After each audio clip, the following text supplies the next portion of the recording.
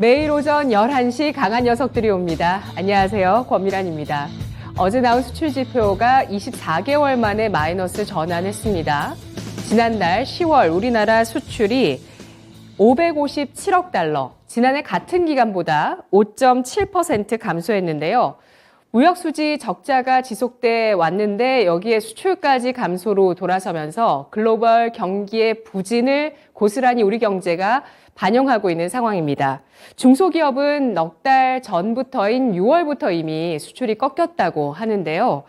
신한투자증권은 오늘 우리나라 수출 감소가 이제 시작이라면서 내년 상반기까지 그 부진을 이어나갈 것으로 예상했습니다. 내년 2분기 수출 감소세가 바닥을 형성할 것으로 예상이 되고 있고요. 그 이후에 점차 수출은 회복될 것으로 전망이 나오고 있는데요. 재고 부담 완화, 기저 효과 등으로 인해서 내년 하반기에 수출이 회복되겠지만 내년도 전체적으로는 일단 내년도까지 수출이 감소세를 이어나갈 것으로 예상이 되고 있습니다. 특히 중국 쪽의 수출이 급감하면서 이러한 부분들 해결책이 필요하고요. 유럽, 미국, 아세안 지역의 수출 다변화, 중국 경기의 턴어라운드 필요하겠죠. 과연 이런 위기 속에서 어떤 기회의 동화줄이 있을지 시장은 일단 굳건하게 잘 버텨주고 있고 오늘 장중에 종목군의 움직임은 굉장히 탄력적입니다. 오늘 세 분을 통해서 시장에 대해서 알아보고 전략 세워보겠습니다. 만나보시죠. 안녕하십니까? 안녕하세요. 네, 오늘 세 분의 강한 코멘트 지금 공개해 드리겠습니다. 신상원 전문가 거두고 최태규 전문가 원전 관련주 왜 의심하지? 신기수 전문가 높아진 FOMC 기대 더 높아진 금리 민감도 이 가운데서 신기수 전문가 의견부터 확인해 보겠습니다. 간밤 미국장은 FOMC 회의가 시작되자 이제는 약간 긴장감이 돌았습니다. 그러면서 미국장이 이틀 연속의 하락을 보였는데요. 그런데 우리 장 같은 경우는 지금 저항선 부근에서 좀 더 탄력을 얻어가고 또 하락 같은 경우는 굉장히 제한적으로 그렇게 지수가 움직이고 있습니다. 자, 오늘 시장의 반응들 또 금리의 민감도가 높다고 보셨는데 어떤 지표를 보여주실지 짚어주시죠. 예, 일단 뭐 시장이 이제 미국 시장은 어제 이제 뭐 옆으로 횡보하는 정도로 봐야 되겠죠. 살짝 빠지긴 했지만 횡보한 정도고 우리 시장은 오늘 이제 뭐 미국 시장보다는 조금 이제 분위기상으로는 이제 나은 것 같아요. 지수는 이제 좀 빠지고는 있지만은 어제 이제 제가 우리 시장과 미국 시장의 키 맞추기 반등이다. 어제 시장의 반등을 이렇게 말씀드렸는데 그 얘기는 뭐냐면은 이제 키 맞추기가 됐기 때문에 미국 시장하고 우리하고의 이제 커플링이 시작이 된다. 이렇게 보고 있어요. 그러니까 미국 시장이 빠지면 우리 시장도 빠질 거고요. 미국 시장이 올라가면 이제 같이 올라가고 그러겠죠. 근데 이제 어제 같은 경우에는 일단 ISM 제조업 구매 관리자 지수 PMI가 50.1로 예상치보다 이제 잘 나왔습니다. S&P 쪽에서도 예비치보다 50.4로 잘 나왔기 때문에 이 부분은 지금 이제 계속해가지고 경기가 꺾이지 않고 있다는 부분이고, 그러면서 이제 12월 달에 0.75% 자이언트 스텝 금리 인상 확률이 50.3 전이라고 비슷하긴 한데 어쨌든 왔다 갔다 50을 기준으로 해서 요즘 이쪽에 금리 선물 쪽에 움직임을 보게 되면은 50%를 기준으로 해서 왔다 갔다 하면서 상당히 시장이 이 부분에 대해 가지고 민감하다는 걸 알 수가 있어요. 그리고 0.5% 금리 인상 부분은 이제 40%까지 빠져 있습니다. 그래서 어제 같은 경우에는 뭐 이제 이렇게 구매 관리자 지수 잘 나오고 이러면서 이제 금리 인상 확률이 0.75 쪽으로 살짝 기우는 느낌은 있는데, 근데 그럼에도 불구하고 아직까지 FOMC의 12월 달 0.5%에 대한 것도 그렇게 뭐 기대를 저버리지는 않고 있어요. 아직까지도. 이제 그러면서 이제 어제 장중에 뭐 S&P 500이라든가 나스닥 움직임을 보게 되면은 아래쪽으로도 많이도 안 빠집니다. 근데 이제 S&P 500 자체를 보게 되면은 잠깐 좀 그림 보여주시면은요. 차트 좀 보여주시면은 지금 아래쪽에서부터 시작해, 요번에 나왔던 저점에서부터 본다면은 얼마까지, 한 12% 올랐어요. 12% 올랐고, 제가 이제 매수하자고 한 구간에서부터도 10%까지 올랐습니다. 그래서 이 정도까지 이제 단기적인 반등이 나왔기 때문에, 그리고 밑에 보시면 이제 스토캐스틱인데요. 스토캐스틱이, 이제 매도 신호가 좀 나오려고 그러죠. 물론 매도 신호라는 게, 그냥 그만큼 민감해졌다는 걸 나타내는 거지 꼭 매도가 나온다는 뜻은 아니라고 제가 말씀드리고 있죠. 하지만 민감도가 높아졌다는 것은 그만큼 이제 12월 달 금리에 대한 전망이 안 잡힐 경우에는 이제 매도하기가 쉬워졌다 이렇게 이제 봐야 됩니다. 파월이 이번에 12월 금리 인상폭에 대한 힌트를 좀 줘야 될 것 같아요. 왜냐하면 시장은 그것 때문에 올라왔기 때문에. 근데 만약에 12월 달에 금리 인상폭에 대한 질문을 했는데 기자가 거기에 대한 뭐 별다른 그 얘기가 없이 애매모호하게 넘어갔다면 시장은 아마 12월 달도 자이언트 스텝에 대한 가능성이 농후하구나 이렇게 아마 읽을 것 같아요. 그러면서 시장의 변동성이 좀 커질 우려는 아직까지도 있다고 이렇게 봐야 됩니다. 그래서 어제 이제 키마스 주기성 반등이 마무리가 되고 오늘은 이제 보합권에서 시장 전체가 이제 움직이는데 오늘은 어쨌든 좀 방어 전략이 좀 필요하다. 계속해서 방어 전략을 말씀을 좀 드리고 있죠. 시장이 생각보다 지금 뭐 굉장히 잘 돌고 있고 실제로 보면은 시장이 지금 순환매 돈다고 보셔야 됩니다. 반도체 쪽 좋았다가 전기차 좋았다가 원전 어제 올랐다 원전 오늘 빠지고 뭐 오른손 100기 들어 1000기 들어 뭐 이거 지금 하고 있는 것처럼 계속해가지고 시장이 순환매를 지금 돌고 있어요. 그러면서 밑에 있던 낙폭과대주를 끌어올리기는 어느 정도 지금 이제 마무리가 좀 되고 있습니다. 그래서 이 부분에 더 가기 위해서는 이제 미국 시장이 더 가져야 돼요. 그래서 오늘이 이제 아마 분기점이 될 것 같습니다. 저는 큰 걱정은 안 하고 있는데 이제 혹시 모를 리스크에 좀 대비는 좀 하셔야 될 것 같고 관심 섹터는 뭐 같습니다. 2차전지 뭐 좀 짚어드리자면 2차전지는 뭐 계속 외국인들이 올라갈 때는 제일 먼저 사고 빠질 때도 제일 먼저 팔고 하죠. 반등이 나올 걸로 보기 때문에 2차전지 쪽은 1순위고요. 또 조선 쪽도 요즘에 보면은 반등들이 기자재 쪽에 많이 나오다가 오히려 쉬는 구간에선 들어가셔야 돼요. 자동차도 지금 못 잡을 정도로 반등이 부품 쪽에서 나오다가 쉬고 있기 때문에 쉬는 구간 들어가셔야 되고요. 완성차 업체도 저는 이제 그 다음 주가 미국 중간선거가 있기 때문에 중간선거 지금은 바이든이 중간선거에 완전 올인을 했기 때문에 뭐 IRA 법안에 뭐 피해 보는 거 이런 거 챙길 여지가 없죠. 근데 이제 그거 끝나고 나면은 동맹국도 챙겨야 되고 유럽도 챙겨야 되고 챙겨야 될 겁니다. 그래서 올라갈 거고요. 반도체 쪽은 이제는 종목 선별을 뭐 계속 뭐 종목 선별은 중요하지만 삼성전자가 6만전자에서 좀 막히는 분위기죠. 그래서 반도체 쪽은 종목 선별을 하셔야 됩니다. 근데 그렇게 어렵지 않아요. 종목 고르시는 게. 왜냐하면은 내년도 1분기에도 업종 그 업황 관계없이 실적이 지금 계속 좋아질 종목들이 상당히 많이 있습니다. 그래서 반도체 쪽도 종목 고르기 어렵지 않고요. 방산이 요즘에 반등이 좀 세게 나오고 있죠. 쉬는 구간 노려볼 수 있겠고 오히려 방산 쪽에는 좀 지금부터도 분할로는 잡아갈 수 있다고 봐요. 지금 구간도. 신재생 쪽에는 계속해가지고 괜찮을 걸로 보고 있습니다. 단지 이제 뭐 유럽 쪽에서 원자력 쓰겠다라고 그러니까 풍력 쪽 많이 빠져 있는데 저는 오히려 그런 부분들이 매수 기회로 지금 보고 있기 때문에 신재생도 계속해서 좀 봐야 된다 생각을 하고 있습니다. 네. 북한의 도발이 또 나오면서 오늘 방산주 움직임 좋습니다. 뭐 많이 올라왔던 종목 중에 조금 하락하는 종목이 있지만 낙폭이 제한적이고요. 상승하는 쪽에서는 오늘은 한화에어로스페이스가 상승 탄력이 크게 나옵니다. 4.7%까지 오름세 기록하면서 방산주들도 대부분 바닥에서 V자 반등이라고 볼 수 있을 만큼 강한 10월 중순 이후에 상승, 우상향하는 움직임들 눈에 띄고 있는 상황인데요. 금리 민감도에 대해서는 12월 FOMC 금리 전망에 대해서 짚어주고 있습니다. 12월 FOMC 13일과 14일에 열리게 되는데요. 여전히 시장에서는 75bp 금리 인상 가능성을 현재 더 높게 보고 있다는 점 짚어주셨는데요. 자, 그럼 신기수 전문가님, 우리가 파월 연준 의장에 한번 빙의가 좀 돼서 지금 이러한 여러 가지 상황들, 물가도 안정시켜야 되고 금융시장의 안정도 계속 지켜보면서 대응을 하는 그런 정말 전 세계 경제 대통령의 입장에서 파월 연준 의장 11월에 자이언트 스텝 4차례 하고 나서 12월에는 이게 속도가 늦춰질 수 있다는 생각을 갖고 있다면 그 생각을 11월 FOMC 기자회견 때 정말 말할까요? 아니면 말하지 않고 12월에 그냥 갑작스럽게 빅스텝으로 전환될 가능성도 있을까요? 제가 지금 오늘 위험 관리를 좀 해야 된다고 말씀드린 이유가 그걸 모르겠기 때문이죠.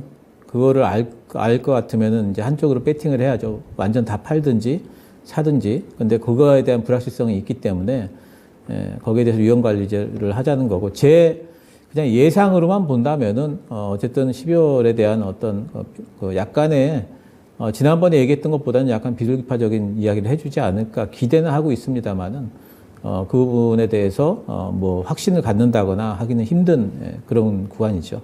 네, 그럼 한 번 더 파월 연준 의장의 빙의가 돼서 지금 그는 어떤 지표를 가장 최우선으로 보고 있을까요? 글쎄요. 예. 근데 이제 물가, 연준에서 고용, 이제 보통 시장 보는 게 움직임. 이제 물가 지표 그러면은 CP나 PC를 보는데 요즘에는 이제 고용 지표를 좀 연준이 보지 않을까 싶어요. 고용이 안 꺾이면은 인플레이션이 연준이 바라는 2%대까지 내려가는 게 이제 불가능하죠, 사실은. 고용 지표를 제일 민감하게 지금 보고 있지 않을까 생각을 합니다. 네. 아니면 정치 상황, 미국 중간 선거 일정 이런 걸 보고 있을까요? 이제 그 부분도 아마 작동을 할 겁니다. 다음 예. 주가 이제 중간 선거이기 때문에 시장에서 이제 기대하는 게 이제 그거예요. 다음 주가 중간 선거가 있기 때문에 파월이 지금 주식시장이 이제 기대를 갖고 있는 부분을 쉽게 꺾지 못할 것이다. 그래서 적어도 지난번보다는 좀 비둘기파적인 이야기를 내놓지 않을까에 대한 기대가 그런 부분들도 이제 한 몫을 좀 하고 있는데 어쨌든 그런 여러 가지 것들에 대해서 이제 기대 쪽으로 저는 이제 한 발 조금 더 있긴 해요. 무게가. 근데 이제 불확실성이 있기 때문에 계속해가지고 오늘 같은 날은 일단은 좀 대비를 하고 보자. 그리고 혹시라도 무너지면은 매수 기회가 될 거로 보고 있고요. 그리고 올라가더라도 뭐 따라잡게 하더라도 늦지 않는다 이렇게 보고 있습니다. 네, 알겠습니다. 확인하고 대응하자. 중요 이벤트를 앞두고 하반기에는 늘 이런 기조로 강한 녀석들 전문가분들이 그렇게 가고 있는데요. 그 기조를 따라가셔서 여러분 지금 만족하고 계시는지도 반응 궁금하고요. 종목 좋은 거 뭐 나가야 또 반응이 일단 바로 나오기는 하는데 궁금합니다. 여기서 질문 세 분께 드려보도록 하겠습니다.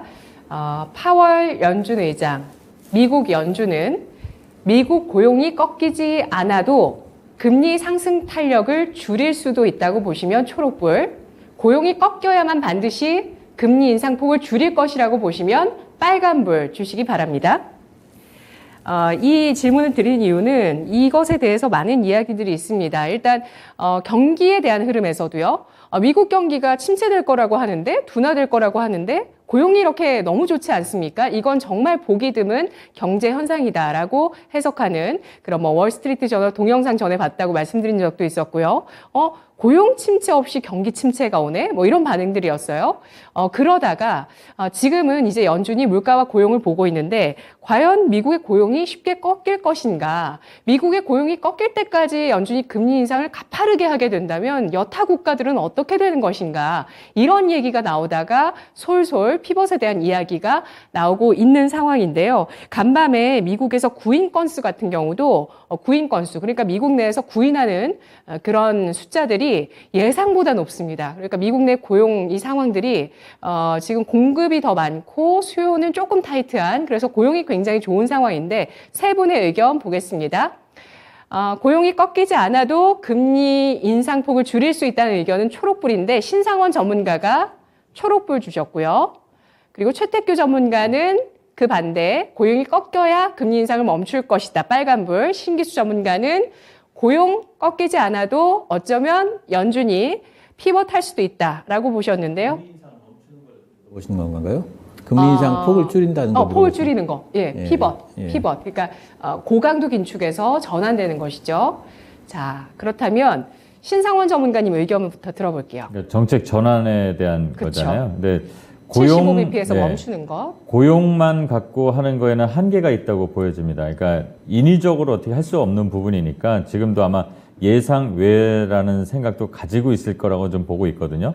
시장이 전체 돌아가는 걸 봤을 때 어느 정도 가이드라인을 잡아놓으면서 정책을 가는 거지만 그거에 맞춰서 뭐 계획으로 고용이 뭐 안 좋아지는 걸 감수하겠다고 했었지만 그게 안 되는 거를 억지로 하는 건 한계가 있다고 봅니다. 그러면 다시 한번 또 뭐 자기네들의 방향이 잘못된 거를 인지하면서 정책 전환을 그래도 뭐 유연하게 가져가지 않을까 그렇게 생각을 합니다.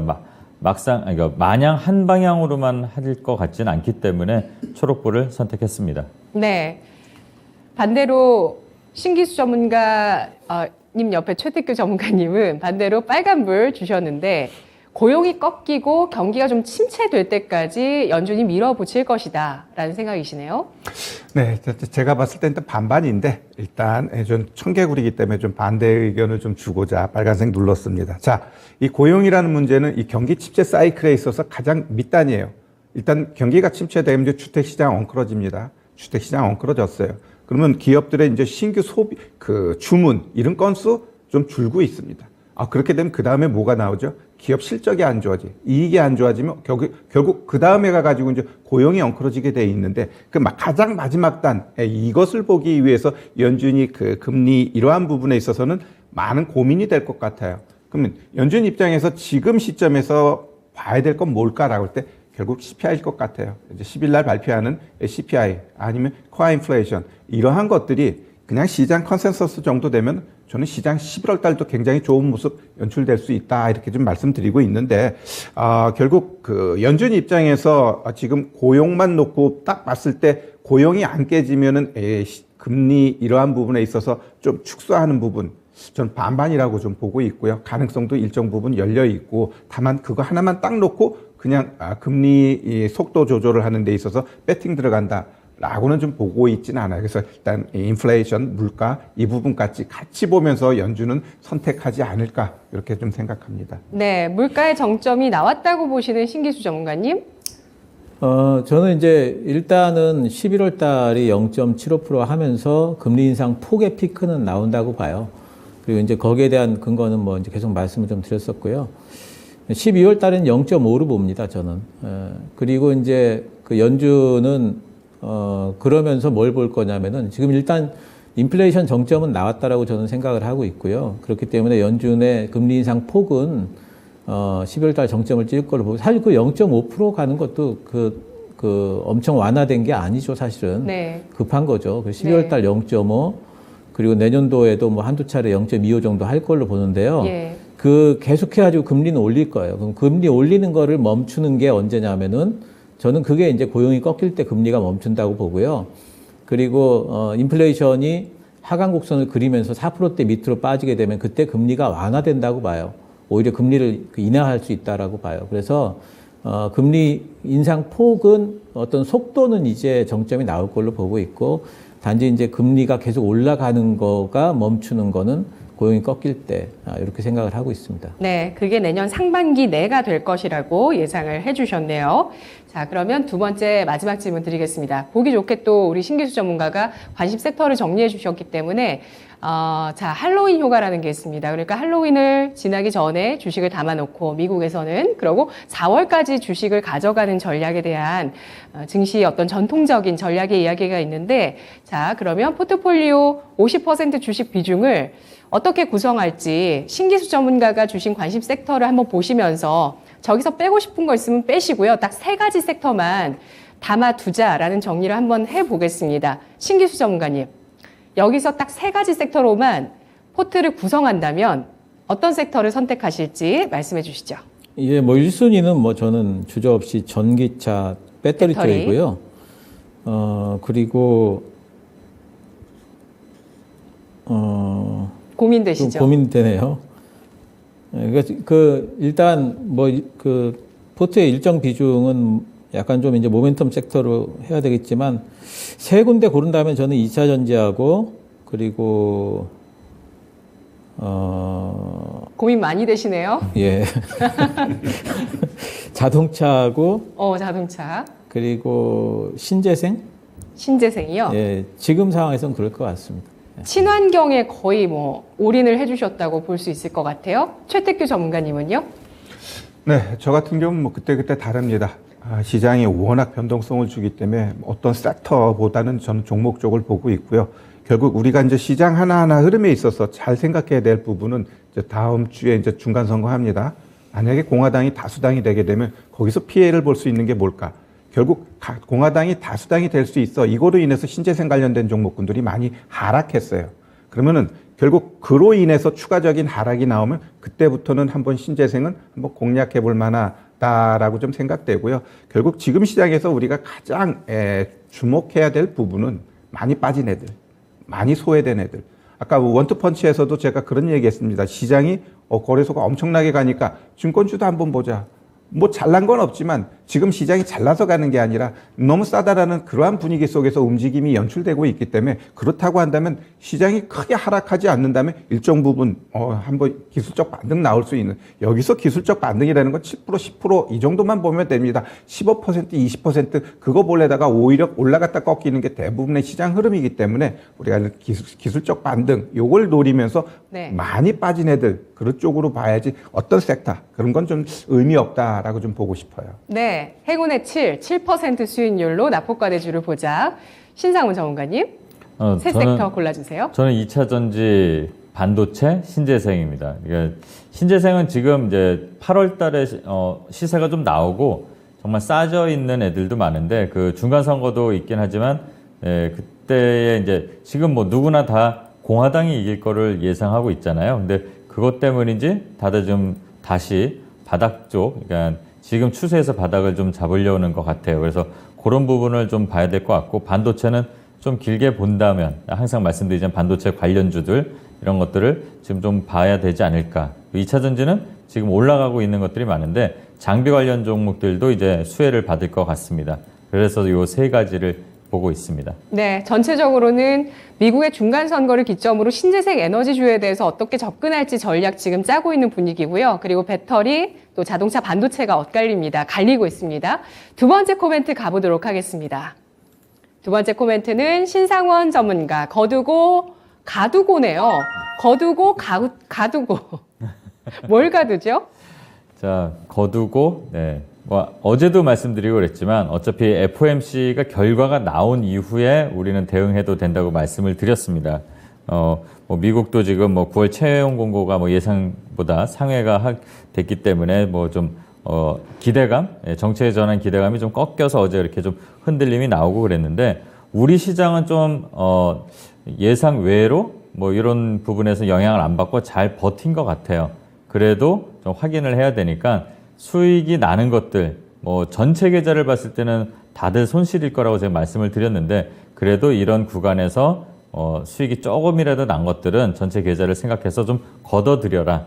네, 걷어들이고 또 가둬둬라. 현금을 좀 가둬두라는 말씀을 드리는 겁니다. 그 며칠 한번 참아보면 될 것 같아요. 좋게 결과가 나와도 내일 급등을 해서 나가면 그걸 쫓아가지 마시고 내 마음, 투심을 조금 진정시키면서 걷어놓은 다음에 가둬놓으라는 말씀을 드리는 거고요.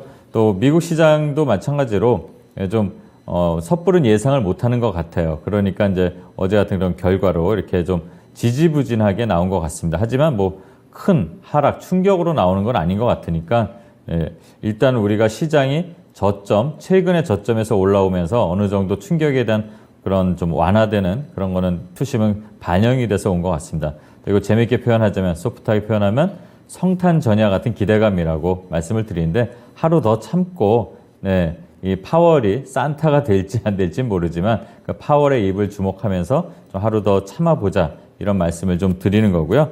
그리고 사우디와 이란의 지정학적 리스크가 좀 부각이 됐습니다. 그래서 오늘 이 댓글에도 어떤 시청자분들이 뭐 중앙에너비스 이런 얘기가 나오고 있는데 네. 그래서 그런 중앙에너비스나 뭐 한국석유 또 어제 윤 전문가님 말씀해 주셨던 뭐 GSE 또는 뭐 대성에너지 이런 에너지 관련주들이 좀 시세가 아침에 좀 나오고 있습니다. 살짝 나오고 있는데 유가 급등 가능성을 보는 건가요? 네, 유가가 또 어제 올랐더라고요. 어제 네. 2% 올랐죠? 네, 그러니까 그런 것들에 현혹돼서 또 쫓아가지 마시고 걷어들이라는 말씀도 여기서 한번 드립니다. 네. 그러니까 계속 오르락 내리락을 반복을 할 겁니다. 시세의 연속성은 없는 시장이라는 것을 꼭 명심해 주시고 지금 잘 보면 시장이 기대감으로 올라온 거지 뭐 실적이 제대로 나와서 또는 우리 펀더멘털이 탄탄해져서 올라온 건 저는 아니라고 보고 있거든요. 그러니까 조심조심 좀 해야 되는 그런 부분들이 있는데 이런 지정학적 리스크 그리고 플러스로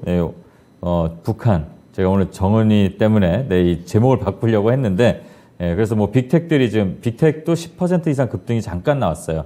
그러니까 뭐 하나웨어로 뭐 이런 것들도 있지만 큰 애들보다는 작은 종목들의 시세가 나오면 일단 챙기시는 게 좋을 것 같습니다. 그리고 중국의 봉쇄 해제, 그 기대감이 좀 있습니다. 경제를 재개하겠다. 이것도 어떻게 보면 유가가 올라가는데 어쩌면 일조가 될 수 있습니다. 왜냐하면 공장을 돌리고 사람들이 움직이고 그러면 중국 사람들이 또 많이 소비를 하는 부분들이 있잖아요. 그래서 그런 부분들이 에너지 관련 쪽으로도 어떻게 흐름이 나오는지 볼 필요가 있고 또 하필 마침이라고 표현을 해야 되겠네요. 다음 주에 이제 광군제 있으니까 또 그 소비 관련 종목들도 한번 살펴보는 그런 하루 그리고 참으면서 다음을 준비한 하루가 되시길 바랍니다. 이상입니다. 네, 거두고 가두고 신상원 전문가입니다. 그 표현이 정말 좀 와닿아요. 성탄절 전야제처럼 제일 설렐 때잖아요. 지금 장 분위기가 좋아지고 있기 때문에 설렘이 정말 가득하신 분들 많이 계실 것 같은데 하루만 더 참자라는 의견 주셨습니다. 더 지켜봐야 된다라고 의견 주셨고 그래서 우리는 파월 연준 의장이 어떻게 말하는지에 따라서 그에게 산타 모자를 씌워줄지 말지 산타랠리는 그 파월 연준 의장의 입에 현재는 달려있는 상황입니다. 그래서 말을 해줄지 아니면 더 지켜봐야 된다는 입장을 보여줄지 참 주목이 되고 있는데요. 자, 질문 드리겠습니다. 유가 여기에서 추가 상승 가능성 있을지 의견 확인해 보겠습니다. 유가가 더 올라갈 거라고 보시면 초록불이고요. 여기서 크게 오르지 못할 것이다. 8, 90달러대에 묶여 있을 것이다. 라고 보시면 빨간불 주시기 바랍니다. 사우디아라비아가 미국 쪽에서 물가 때문에 바이든 대통령이 직접 찾아갔는데 결국에 감산으로 뒤통수를 쳤죠. 그런데 이런 가운데 또 사우디 이란 쪽의 지정학적 리스크 예상치 못한 또 변수가 나오고 있습니다. 그리고 중국 쪽에서는 경제를 재개해야죠. 성장률이 엉망입니다. 그래서 이러한 변수들로 유가가 혹시 연말까지 상승 기조를 탈지 여부에 대해서 질문 드릴게요. 의견 보시죠. 신상원 전문가 노란불 주셨고요. 나머지 두 분은 빨간불입니다. 유가가 올라가기 어렵다는 의견이 대세인데요. 신기수 전문가님. 예, 저는 유가 그 고점 98달러 보고 있고요. 유가가 100달러 위쪽으로 올라가지는 못할 걸로 보고 있어요. 이제 유가와 관련돼 가지고 산발적인 이런 모멘텀 같은 것들을 받으면서 올라갈 수는 있겠지만은 이제 중기적으로 보게 되면은 기조적으로 지금 내년도 경기 둔화 분명히 올 거고, 그리고 경기 침체까지도 지금 논의되고 있는 마당에 유가가 올라갈 일은 별로 없다고 보고 있어요. 이제 겨울 되면서 좀 올라갈 수 있고, 또 사우디랑 그런 쪽에서 유가 관리를 하기 때문에 반등은 나올 수 있겠지만 반등 이상 힘들 걸로 보고 있습니다. 네. 채팅창에 지크님께서 에너지 전환은 시기상조, 오펙 21세기 중반에 석유 수요가 정점을 이룰 것이라는 전망 실어주셨는데요. 그래서 사우디나 이런 중동 국가들 내부에서도 에너지 전환에 투자를 하기보다 그래도 석유 시설에도 좀 더 일정 기간은 투자해야 되는 거 아니냐 이런 얘기들도 나오더라고요. 최택규 전문가님, 유가 제어 가능할까요? 네, 일단 단기적으로 봤을 땐 박스 흐름에 이게 맞는 것 같고요. 다만 중장기적으로 봤을 때는 유가 제가 봤을 때 100달러, 120달러 그 이상 올라갈 수 있는 이유는 굉장히 많습니다. 일단 잘 생각해 보면은 미국에서 비축률을 계속 던지고 있죠. 그럼 그거 다시 채워 넣어야 되거든요. 그러한 이유 하나만으로 봐도 일단 올라갈 수 있고요. 두 번째, 미국의 많은 그 투자자들이라든가 그런 사람들이 가장 선호하는 게 뭘까요? 에너지 쪽입니다. 왜? 그들이 더 갈 수 있다라고 보고 있는 거고, 결국 큰 투자 자금들이 아직 그쪽, 유가 쪽, 아니면 에너지 쪽으로 배팅이 들어와 있다라는 건 결국 더 가겠다라는 겁니다. 그 돈의 흐름에 있어서 그쪽으로 상방이 잡혀 있으면 난 더 간다라고 보고 있어요. 그래서 분명히 이 시장이 하락할 요인, 경제가 깨지면 유가가 하락한다. 이거는 일단 기본적인 공식인데, 저도 내년도에 시장 깨지는 거에 대해서는, 동의해요. 동의하지만, 유가 흐름이 오히려 거기서 한번 쿵 떨어지면 오히려 상방을 볼 수 있는 저로의 매수 기회로 좀 보셔야 될 것 같고, 일단은 연말까지 제가 봤을 때는 지금의 흐름이라는 데는, 그리고 이란의 문제가 좀 벌거지게 되면, 한 90달러, 95달러, 거기까지는 네. 좀 열려 있다. 이렇게 말씀드릴게요. 예. 초록불 아니신가요? 박스권 예상하시는 거죠, 그래도? 당분간은? 저요? 그러니까, 예. 예. 박스권 예상하시는 거죠? 네. 예, 그렇지만 언제든지 트리거가 나오면은 유가가 좀 레벨업 될 수 있는 그런 환경들은 되어 있다고 보셨고요. 신상원 전문가님은 노란불 주셨는데, 네. 박스권 이상의 움직임 단기에 나올 수 있다고 보세요? 정확하게 예측을 하기 힘들기 때문에 노란불을 선택했고요. 네. 두 전문가님 말씀에 다 동의를 하는 부분이 있는데 제한적인 흐름을 보일 것 같아요. 리스크들이 항상 상존해 있고 이란 그리고 북한 그다음에 중국의 이제 경제 재개 이런 것들이 있다 보니까 또 미국도 그렇고 또 감산 이런 게 있으니까 계속 오르락 내리락 하면서 반복이 될 것 같은데 경기가 전체적으로 침체되고 좀 둔화되고 이렇게 가다 보면은 또 석유값, 기름값이라는 게 어느 정도 계속 올라갈 수 있는 여건은 또 안 될 것 같고 그러니까 네, 확실한 거를 알 수가 없기 때문에 저는 노란불을 선택했습니다. 네, 유가 불확실성이 높다. 언제든 돌변할 수 있다. 이런 의견들 가운데서 일단은 단기적으로 또 중기적으로는 일단 유가가 박스권의 움직임 보일 것으로 예상해 주셨습니다. 채팅창에 너무 귀여운 댓글이 있어서 SW 리님께서 신 전문가님 말씀대로 야곱야곱 먹고 있습니다. 제가 입이 작아서요 라고 남겨주셨는데요. 자, 신 전문가님 의견 들었고요. 마지막 의견입니다. 바로 최태규 전문가, 원전 관련주 왜 의심하지? 네, 원전주 의견 주시죠. 네네. 일단 뭐 원전 이야기하기 전에 또 제가 생각하고 있는 시장에 대해서도 살짝 이야기하고 원전으로 들어가도록 하겠습니다. 일단 많은 이야기들이 있었는데 제가 보고 있는 11월 달 시장에 대해서 살짝 이야기를 하자면 자 이제 내일이면 저는 파월의 입 많이들 주목할 것 같아요. 파월이 과연 현 시점에서 시장을 엉클어뜨릴 이야기를 할 건가? 라고 했을 때 저는 다음 주 화요일 날 뭐가 있죠? 중간 선거 있습니다. 그러면 중간 선거에 있는 그러한 큰 이벤트 앞에서 파월이 그렇게 내가 봤을 때 교과서적 이야기를 하면서 시장에 충격을 줄 것 같지는 않아요. 그렇다고 한다면 결국 FOMC 회의에서 0.75% 금리 인상하고 파월 역시 시장에 대해서 충격을 안 주는 이야기를 하게 되면 시장은 일정 부분 더 상승할 수 있다라고 보고요. 그 다음에 10일 날 있는 이 CPI 같은 경우는 올라갈 거라고 봐요. 그러면 시장이 거기서 충격을 줄 거냐라고 했을 때 일정 부분 충격 그 흡수 정도에 따라서 거기서 그냥 살짝 충격 주고 다시 상승을 하게 되면 11월 달 상승 저는 이어질 수 있다라고 좀 보고요. 거기서 더 갈 수 있는지 아니면 내려갈 수 있는지 어느 누구도 알 수 없어요. 그죠? 그렇다고 한다면 저는 지금 리딩하는 게 어떻게 하고 있냐면 10일까지는 일단 종목 시장 긍정적으로 보자 이거예요. 그래 놓고 CPI 발표했더니 시장이 충격이 하락해. 그럼 거기서는 일정 부분 현금 만들어 놨으니까 하락. 결국 물가 상승이라든가 이러한 금리로 인한 시장의 하락은 이전 저점이 최저점이다. 그거 깨고 내려가지 않는다. 결국 그걸 깨고 내려가기 위해서는 우리 7월 달에 얘기했듯이 영국의 문제, 즉 뭔가 새로운 악재가 돌발됐을 때 이번에 저점을 깨고 내려가는 거거든요. 그렇다고 한다면 결국 CPI 얘가 올라간 것으로 인해 가지고 시장의 충격은 기껏 해봐야 이전 저점이다 라고 한다면 결국 그 언저리쯤 갔을 때 오히려 내가 만든 현금 쓰면 돼요. 근데 시장이 계속 올라가네? 라고 했을 때 시장이 올라갈 때 모든 종목이 다 올라가나요? 아니죠. 그럼 안 올라간 종목을 그때 현금 쓰면 돼요. 이런 식으로 전략 잡고요. 그러면 지금 시장의 위치 제가 차트 보면서 많이 이야기했던 부분 다시 한번 이야기합니다.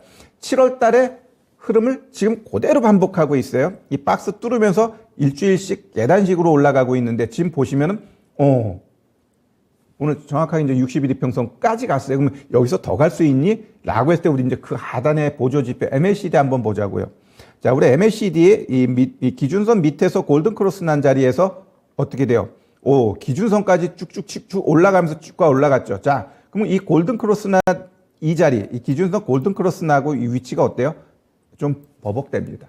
왜? 일단 좀 저항이 이 골든 크로스를 놨다라는 건 60일 이평선 거기까지 갔다라는 거거든요. 그럼 거기서 뭐가 있어야 돼? 저항이 있는 거예요. 그래서 이 저항이 이 윗단에서 저항이 나올 거니 아니면 요 밑에서 저항이 나올 거니 그러한 문제가 있고요. 그럼 여기서 그때까지는 뭐예요? 결국 10일까지는 결국 여기서 갈까 말까 이제 그거 고민하는 거고 그 다음에는 시장이 더 갈 거니 아니면 조정 나올 거니 그 자리로 우리가 이해하시면 될 것 같습니다.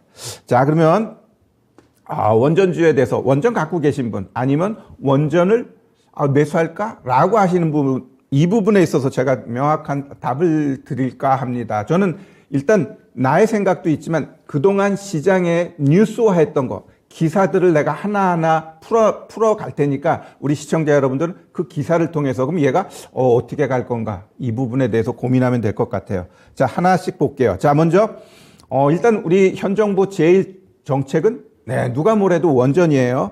그러한 부분을 좀 뒷받침해 주는 게 이제 8월 달에 산업통상자원부에서 발표한 10차 전력 수급 계획을 보게 되면 원전 같은 경우 그 이전에는 23.9%인데 32.8%까지 확 늘려버렸어요.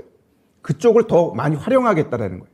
신재생 같은 경우는 21.5%. 그전에는 30%까지 이었던 거를, 우리 신재생에 대해서 좀 줄이겠다라는 게 지금 나오고 있어요. 그 다음에 LNG 같은 경우는 그냥 요 정도로 보시면 되고, 그러면 요거 하나만 놓고 보더라도 정부가 얼마나 원전에 대해서 공을 들이고 있나, 이걸 우리가 알 수 있고요. 자, 이제 그다음부터 뉴스를 보면 5월 19일이었어요. 윤석열 대통령하고 바이든하고, 원전 수출 우리 한번 손잡자. 이렇게 이야기하면서 한미 원전 동맹, 이러한 부분, 제3국 수출할 땐 우리 서로 같이 협력하자라고 했어요. 그 다음에 6월 8일 날 지금 많이 문제가 되고 있는 웨스팅하우스 임원진들이 국내에 왔습니다. 왜 왔을까? 한전과 원전 수출 협의하면서 우리 이 한미 동맹 구체화의 이 부분을 더 공고히 하기 위해서 왔습니다. 자, 근데 10월 달 들었어요. 10월 20날 한수원이 이제 2주 내 우리 폴란드하고 원전 수출 사업 서명할 거야 라고 했더니 그 다음날 웨스팅하우스가 우리 이제 피소합니다.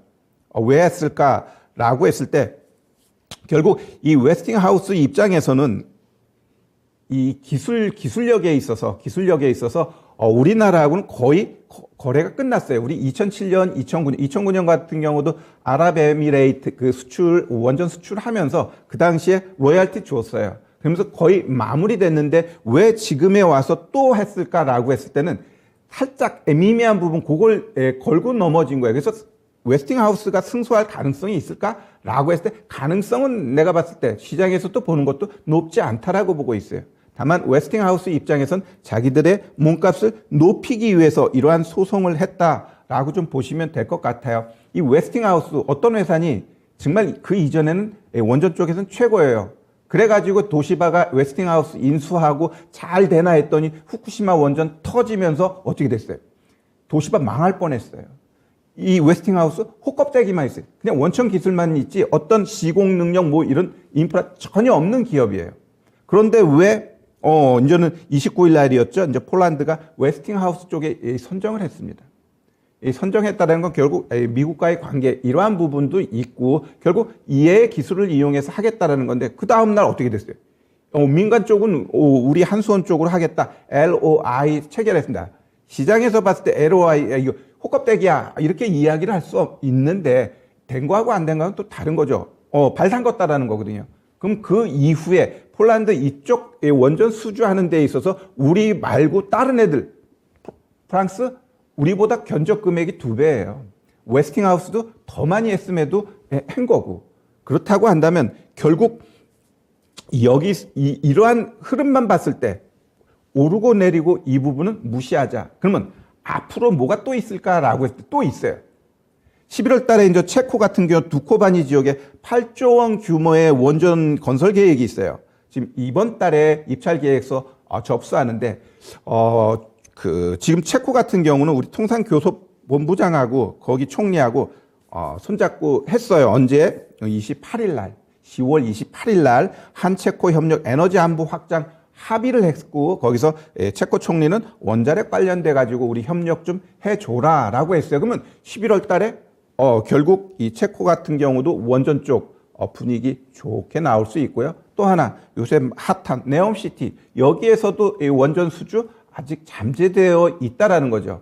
그렇다고 한다면 이들 쪽에서 정부가 강력하게 밀고 또 우리 정부에 대한 믿음이 있는 많은 유럽 국가들을 봤을 때 이 원전은 오히려 조정은 기회다라고 보셔야지 여기서 더 떨어질 거야. 그건 아니다. 한번 종목들 월봉 한번 보셔요. 완전 바닥에 있어요. 그 바닥에서 조금 올라간 거 가지고 남들은 신고가 치고 가는데 그렇다면 좀 더 큰 꿈을 보고 그동안의 뉴스 플로우 보면서 얘네들이 갈 수 있을까 못 갈 수 있을까 그건 우리 시청자분들께서 판단하시면 될 것 같네요. 네. 오뚜기 원전. 오뚜기처럼 일어나서 이 원전이 정말 대형 수주들을 따내고 있습니다. 최근 들어서 아프리카 이집트가 있었고, 그리고 또 가장 최근 바로, 지난주, 이번 주였나요? 폴란드 수주입니다. 바로 민간 폴란드 업체의 수주가 나온 건데요. 이러면서 이제 이 K 원전이 수출 위기를 구해낼 천병이 될 수 있다는 의견 나오고 있는데요. 동의하시면 초록불, 동의하지 않으시면 빨간불 주시기 바랍니다. K 원전이 수출 위기를 구해내는 천병이 될 수 있다고 보시면 초록불, 그렇지 않으면 빨간불 의견 확인하겠습니다. 의외로 원전 방산 항상 같이 기사에 묶어져 있어요. 폴란드 얘기할 때도 우리 같이 협력하자 원전 방산이고요. 사우디도 그렇지 않을까라는 의견을 나오는데요. 세 분 모두 초록불 의견 주셨습니다. 자, 코멘트 우리 모두 다 소화를 해봤고요. 이어서 추천주 동향 확인해 보도록 하겠습니다. 신은석 캐스터입니다. 네, 강한 녀석들의 흐름 체크해 보도록 하겠습니다. 우리 시장 미국 FOMC를 앞두고 소폭 하락 출발했지만 코스피는 다시 상승 전환한 모습이죠. 현재 코스피는 보합권에서 상승과 하락을 반복하면서 2340선에 바짝 다가선 모습이고요. 코스닥은 690선에서 움직이고 있는 모습입니다. 오늘은 카카오뱅크가 분기 최대 실적을 발표하면서 상승한 가운데 이 카카오게임즈와는 좀 희비가 엇갈리는 모습입니다. 한편 북한의 미사일 도발 소식에 윤겸 전문가의 지난 티켓 종목이었죠. 이 퍼스텍을 포함해서 방산주들 강한 흐름 보이고 있고요. 최근 강한 주가 흐름 보이는 섹터죠. 이 네옴시티와 우크라이나 재건주들 오늘도 강한 흐름 가져가는 가운데 신상훈 전문가의 지난 티켓 종목 유시는 목표가를 넘어서 현재 60% 가까운 수익률을 보이고 있고요. 대창단조는 22%의 수익률로 그야말로 주가 날아오르고 있습니다. 네, 그러면 오늘 업데이트된 토마토 티켓도 확인해 보도록 하시죠. 네, 첫 번째 티켓 윤겸 전문가의 종목입니다. 종목은 다스코고요. 이달 중에 빈살만 사우디 왕세자가 방한을 할 것이라는 기대감에 네옴시티 관련주 일제히 상승하고 있는데요. 매수가는 5,320원, 목표가는 윤겸 전문가님께서 6,000원으로 잡아주셨는데 5,880원까지 올라주면서 11% 가까운 수익률을 달성하셨네요. 네, 그러면 다음 티켓도 만나보도록 하시죠. 네, 다음 티켓도 윤겸 전문가의 종목이네요. 종목은 영우 DSP고요. 이 영우 DSP 반도체와 디스플레이 검사 장비 기술력을 가진 기업이죠. 9월 중에 좀 많이 내려왔던 종목인데 바닥 찍고 좀 다시 올라가려는 걸까요? 좀 자세히 살펴보시면 매수가는 1,375원, 목표가는 1,800원으로 제시를 해주셨는데 1,525원까지 올라주면서 11% 가까운 수익률을 달성하셨습니다. 네, 그러면 현재까지의 전문가별 토마토 티켓 보유 현황도 체크해 보도록 하시죠. 네, 윤겸 전문가님 그야말로 오늘 티켓 폭탄을 터뜨리시면서 2장의 티켓을 추가로 획득하셨습니다. 신상훈 전문가와 함께 공동 1위로 올라서게 되셨는데요. 티켓 6장으로 함께하고 있고요. 그 밑으로는 신기수 전문가가 티켓 4장으로 함께하고 있습니다. 그리고 최근에 합류하신 전문가님이죠. 주식을 쉽게 설명해 주시는 쉬운 남자 최태규 전문가님은 아직은 티켓이 나오지 않은 모습이네요. 네, 강한 녀석들 이렇게 계속해서 순위가 좀 뒤바뀌고 있기 때문에 어떤 순위 변동이 있을지 계속해서 지켜봐 주시길 바라면서 오늘 강한 녀석들에는 또 어떤 추천주들이 있는지 지금 바로 확인해 보시죠. 오늘 티켓 2장 획득하신 윤겸 전문가 연결할게요. 전문가님 축하드립니다. 안녕하세요. 네, 안녕하세요. 윤겸입니다. 감사합니다. 네, 다스코 보겠습니다. 14일 종목이고 10% 넘는 수익률 났는데 지금 대응법 어떻게 볼까요?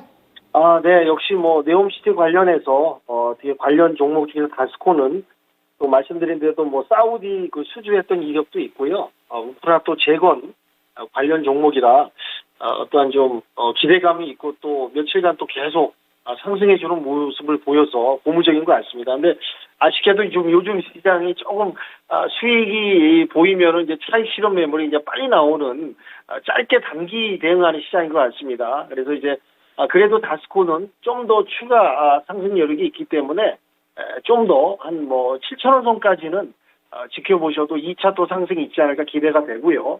그다음에 이제 영우 DSP 같은 경우는 전에 제가 이제 게임 시장에서 이제 게임 유저들이 이제 모니터를 갖다가 이제 단순히 이제 게임만 즐기는 게 아니라 한 단계 업그레이드해서 고급 모니터를 수요하는 그런 시장이 이제 커진다라는 부분을 언급했는데 다행히 오늘도 한 10% 정도 상승하는 모습을 보였는데 또 이 종목도 마찬가지로 차익 실현 매물이 올라가자마자 나오는 그런 모습이었습니다. 근데 조금 더 추가 상승 여력은 있다고 보고 있거든요. 두 종목에 대해서는. 그래서 조금 더 홀딩하시면서 지켜보셔도 무리가 없지 않을까 예상이 됩니다. 네. 네, 알겠습니다. 분석 고맙습니다. 네, 감사합니다. 윤겸이었습니다. 네, 특히 오늘 다스코에 대해서는 목표가를 상향해 주셨네요. 이어서 오늘 오전장 마무리하는 전략 종목으로 확인합니다. 신상원 전문가 삼목에스폼, 최택규 전문가 두산 에너빌리티, 신기수 전문가 앱클론입니다. 채팅창에 11월은 네옴이라고 글이 올라왔는데 원전주부터 볼까요? 최택규 전문가님. 네, 원전에 대해서 그렇게 강력하게 얘기해놓고 오늘 종목 안 갖고 오면 바보죠. 네, 자 두산 에너빌리티. 자 일단 제가 봤을 때 원전 꿈을 갖고 있으면 그 꿈은 전 이루어진다라고 보고 있고요. 우리 11월 달에 있는 체코 건하고 네옴시티 한번 긍정적으로 보자.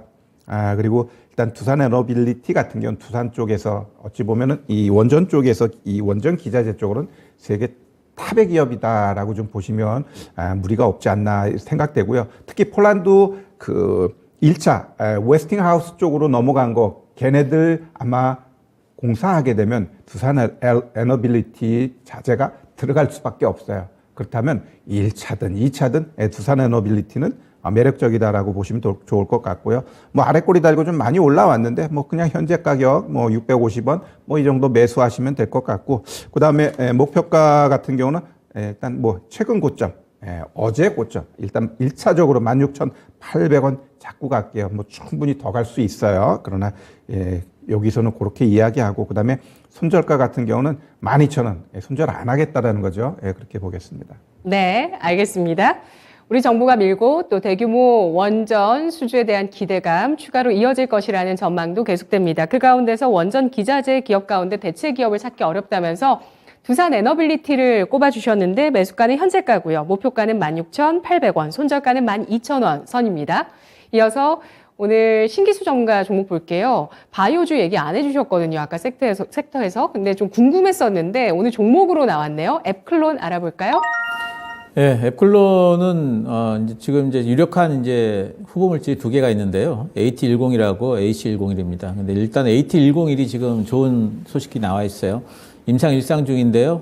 그 혈액암 쪽으로 지금 이제 세 개 최소 용량에 따라 아주 세 개 코트로 나누는데 최소 용량 투여군에서 지금 완전 관해가 상당수 확인이 됐다라는 그런 이제 소식을 홈페이지에 게재를 했고요. 그리고 총 3단계 코트 중에서 최소 용량에서 나왔기 때문에 용량이 증가되면 이제 두 번째, 세 번째 코트에서 더 높은 효능이 지금 기대가 충분히 된다 이렇게 봐야 되겠고, 임상 일상이 아마 내년도에 이제 그 결과 발표가 될 가능성이 있고 중간중간에 또 이제 이 부분에 대한 결과들을 낼 거기 때문에 이 부분에 대한 것들이 이제 모멘텀들이 중간중간 계속해서 붙을 수가 있습니다. 또 파트너사인 지금 그 상하이 헬리우스 쪽으로 같이 하고 있는 지금 위암치료 AC101은 위암치료제 쪽을 지금 하고 있어요. 이상 쪽에서 85% 이상 지금 위효지표 지금 예상이 좀 되고 있고, 헬리우스 쪽에서 지금 뭐라고 그러냐면 4분기 내에 중간 결과 공개하겠다라고 그러고요. 또 내년도에 이제 3상 진입이 예정되어 있다라고 뭐 하고 있습니다. 그래서 앱클론은 지금 주가 변동성이 상당히 지금 상당히 심하죠. 아마도 이제 뭐 여러 가지 이거 주가 변동이 심한 이유 중에 하나가 지난번에 그 AT101을 3분기 내에 중간 결과를 한번 내놓겠다고 그랬었는데 갑자기 이제 그 거래소 공시 제도가 상당히 좀 빡세져가지고 거기에 따라가지고 이제 일단 홈페이지에다가 살짝 냈습니다. 그래서 그것 때문에 실망감으로 지금 빠져 있으면서 주가 변동이 커졌는데 내용상으로는 전혀 문제가 없습니다. 지금 뭐 시장 그런 것도 소화하고 반등 나온 중이라고 보고 있고요. 매수는 현재가 가능하겠고요. 목표가는 일단 요번에 나왔던 정고점 부근 19,000원까지 잡도록 하고 2만 원 살짝 아래입니다. 그리고 손절가는 14,000원 잡도록 하겠습니다. 네, 혈액암 치료제 임상 일상 중, 위암 치료제 임상 이상 중인 기업입니다. 앱클론 매수가 현재가, 목표가는 19,000원, 손절가는 14,000원이었습니다. 마지막으로 건자재주 남아있는데요. 신상원 전문가님, 삼목 에스폼이죠?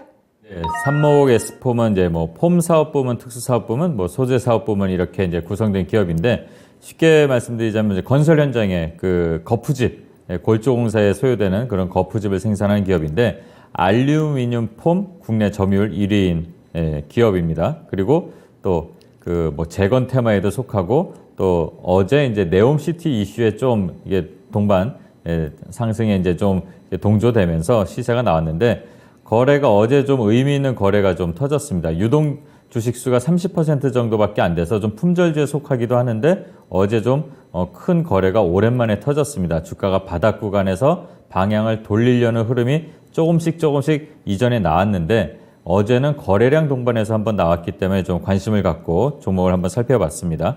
또 실적도 좋고요. 성장세에 계속 진입해 있고 또 상반기에 전년 매출의 75%를 이미 달성을 했습니다. 그리고 신정부 재개발 정책, 또 서울시도 마찬가지입니다. 재개발, 재건축, 음마아파트로 대표되는 강남의 아파트들 재건축이 이제 완화되고 있는데 거기에 수혜를 받을 걸로 기대가 되는 종목이고요. 또 재정도 괜찮습니다. 재무제표도 양호하고 유보율이 5,400% 정도 되고 BPS도 한 29,000원. 어떻게 보면 상당히 저평가 구간에 있다 이렇게 볼 수도 있습니다. 하지만 유동주식 수가 적기 때문에 유의사항도 이제 말씀을 드리겠습니다. 변동성이 크다는 거를 꼭 유의하셔야 되고요.